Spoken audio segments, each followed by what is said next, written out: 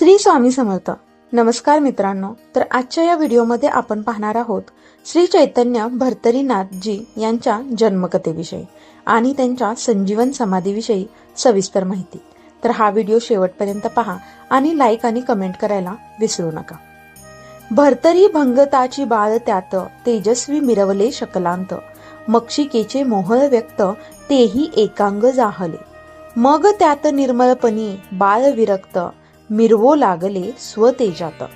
तर या ज्या ओव्या आहेत त्या नवनाथ ग्रंथामध्ये 24व्या अध्यायातील आहेत, ज्या की भर्तरीनाथच्या जन्मकथेचं वर्णन करतात. भर्तरीनाथांच्या जन्माचे गूढ उकलले नाही, मात्र ग्रंथात आलेल्या उल्लेखीप्रमाणे एकदा उर्वशीचे अनुपम सौंदर्य पाहून सूर्याचा वीर्यपात झाला. त्या वीर्याचा एक भाग कौलिक ऋषीच्या भिक्षापात्रात पडला. त्यातून 3103 वर्षांनी भगवानांनी अवतार घेतले हे ऋषींनी ओळखले. त्यांनी हे पात्र जपून ठेवले. ठरल्या वेळी द्रुमिल नारायणाने त्यात प्रवेश करून प्रकट झाले.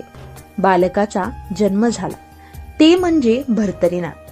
त्यांना एका हरणीने आपल्या पिल्लांसोबत मोठं केलं.